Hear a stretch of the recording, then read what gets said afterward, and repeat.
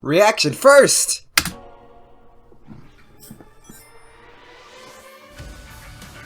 Oh, that looks so beautiful. Okay. Oh, nah, dude. This looks so good. There's some details about this I'm gonna rip apart in a discussion. But a reaction before that. Wow. Dude, the animations for these look so nice. Hey, Sonic 3 and Knuckles getting re-released. Okay. Oh my god, dude.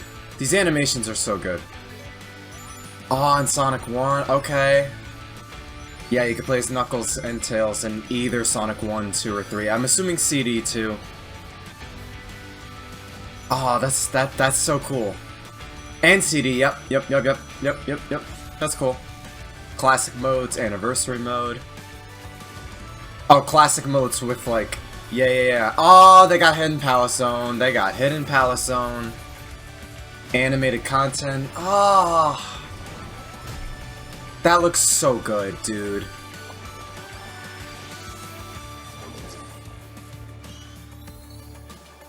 The animated content I'm eating up so well. June 23rd, okay.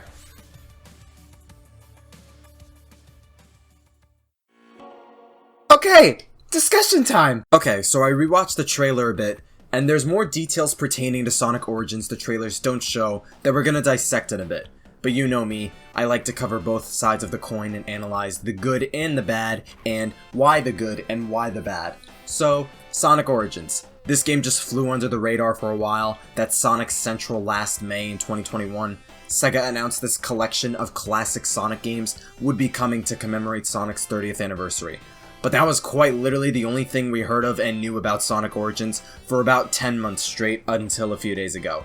No updates or anything, yet some promotional art and the logo for the collection leaked online a few days ago, which looks pretty snazzy and awesome, and now this trailer, which looks very clean and attractive. They're remastering the original Sonic trilogy, including Sonic CD. Sonic 3 and Knuckles is actually getting re-released for once beyond Steam since 2011, which is very uncommon for Sonic 3 to get re-released, especially with how often Sonics 1, 2, and CD get re-released. Sonic Origins will have these games include bonus content and goodies later enhanced ports had. All games will be playable in full widescreen with the option to play them in 4x3, or as they're calling a classic mode, and an anniversary mode where they can be played in widescreen, and they're swapping the live system with this coin mechanic. You can earn tokens and use them to spend on in-game content, or for additional tries and special stages. They're up-res to HD, you could play as Tails and Knuckles in either Sonic 1, 2, or 3. Each of these games are getting added animated content, animated cutscenes, basically are being added to the game. The cutscenes look genuinely amazing and are definitely going to enhance the original games by a considerable margin.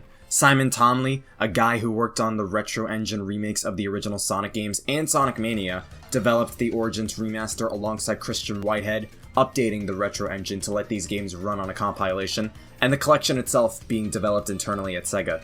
But yeah, for all intents and purposes, this is basically shaping up to be the definitive way of playing the entire main classic collection of Sonic the Hedgehog games. The only definitive ways to play Sonic 1 or 2 were on mobile phones, unless I'm mistaken, the Taxman versions.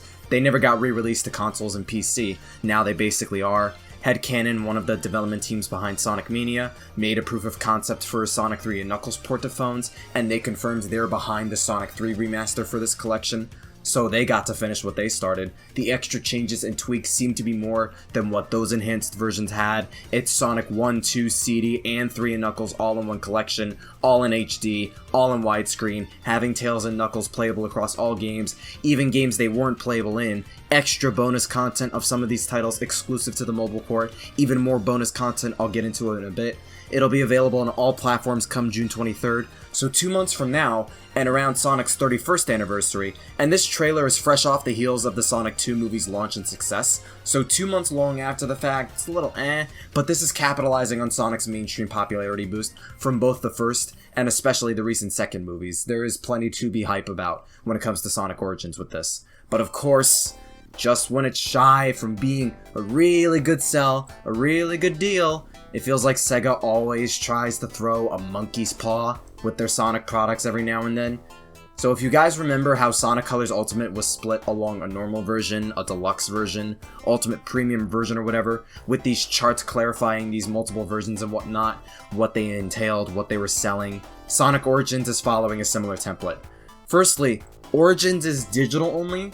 There are no plans for a physical release, which, okay, I mean, most of these classic games were digital only re-releases, so it's not a huge stinker, at least personally, but this is definitely something fancy consumers would easily hunt for if a physical release came about. But then you look at the fact there's a standard version, a deluxe version, multiple packs split in this chart, and it's kind of a mess with the purchasing methods behind this collection.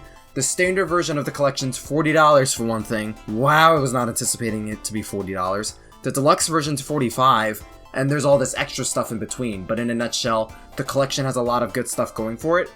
But between the pricing and price models Origin has that Sega's pushing, I'm sorry, but dude, guys, you were right there. You were right there. You're this close, just inches away from such an easy, very beneficial and non-problematic sell.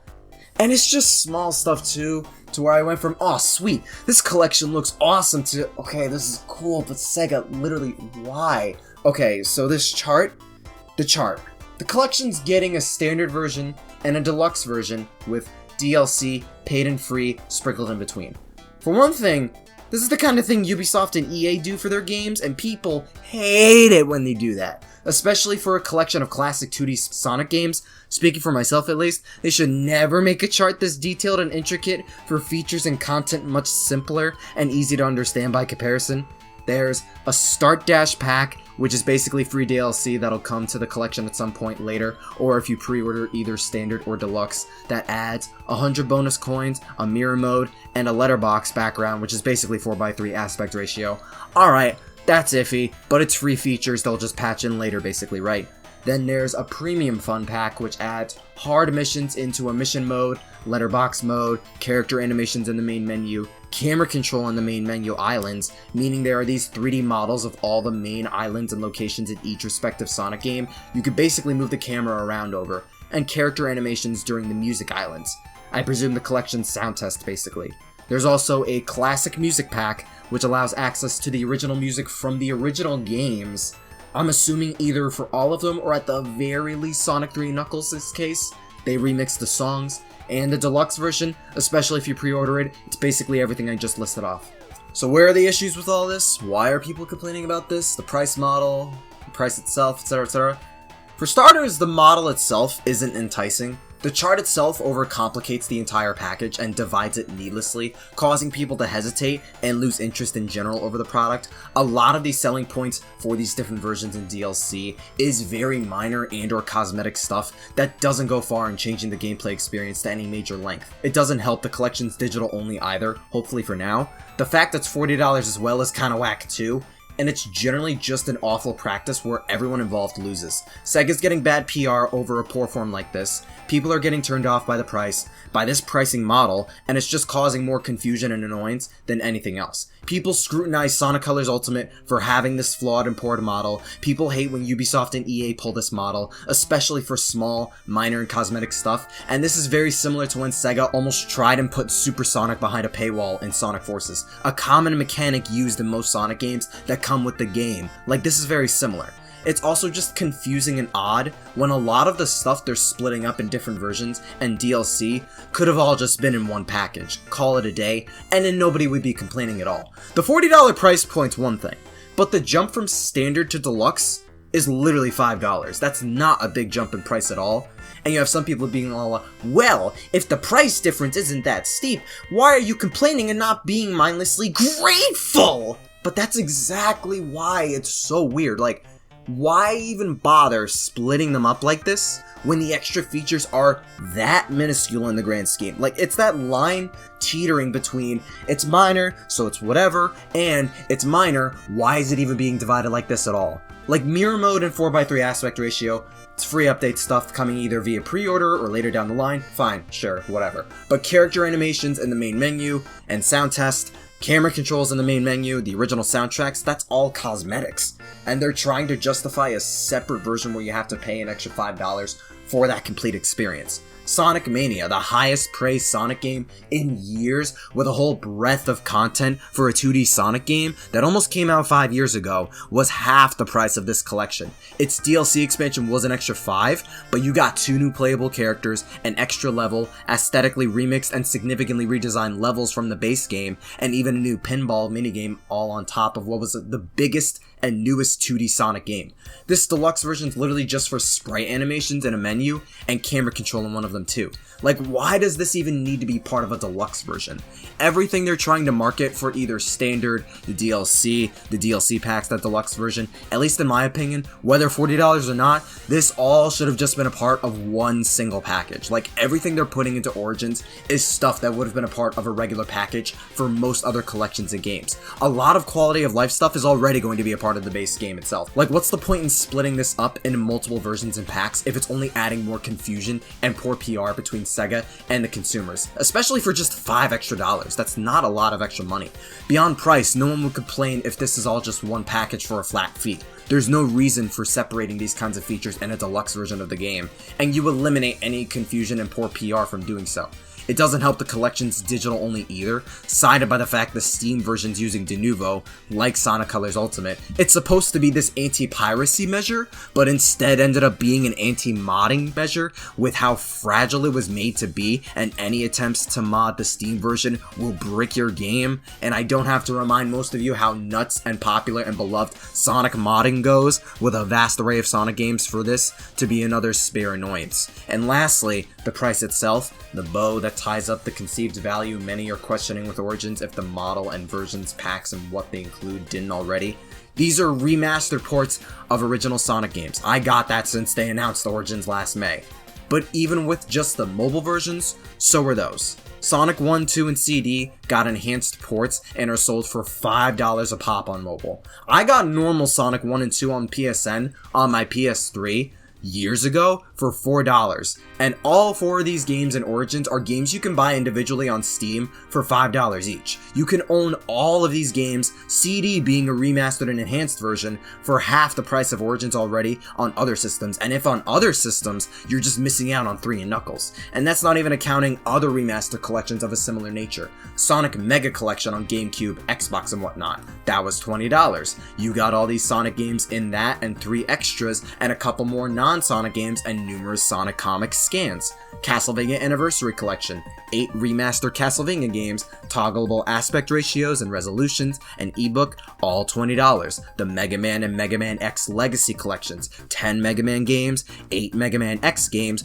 bonus databases on the robots, challenge modes, music menus, toggleable borders and aspect ratios, art museum, rewind feature, and OVA, etc. All for $20 to $30 depending on the system for both collections. Like, many remaster collections sell older titles and packages, like what Sonic Origins is doing, for the same kind of features and tweaks for much cheaper, and all these Sonic games are either over or coming up to 30 years old now. These are remarkably old games at its core, and most of which have been re-released several times already for much cheaper Sonic 1, 2, and CD. Like, even with those added features and quality of life stuff they're adding that make these the definitive way to play Sonic 1, 2, CD, and 3, you can't deny there is a valid contention to be had with the price. This, alongside Sonic fans, made a definitive way to play Sonic 3 with Sonic Air, and you can play that for free, alongside the fact fan content, fan-made games and projects and such, that stuff SEGA actively promotes, especially with Sonic. For as much as some Nintendo fans will use the whole IP protection excuse when Nintendo goes after fan stuff, SEGA's the exact opposite, and when fans made a definitive way to play Sonic 3 and are offering it for no money, yet SEGA's selling it with 3 other old Sonic games for the same price as a brand new Sonic game altogether, you know something's not right. Between that, digital only, and the various pricing models and what the other packs and such are offering, you can't deny there are plenty of people that feel and are calling out Origins and the deluxe version as overpriced and needlessly overcomplicated. All in all, Sonic Origins looks to be a very cool collection that will offer the definitive experience for these Sonic games. The quality of life stuff and extra features looks cool and awesome. The collection itself is incredibly promising and will serve as a great way for old school fans to re-experience these games and get new Sonic fans into the series and discover Sonic's origins.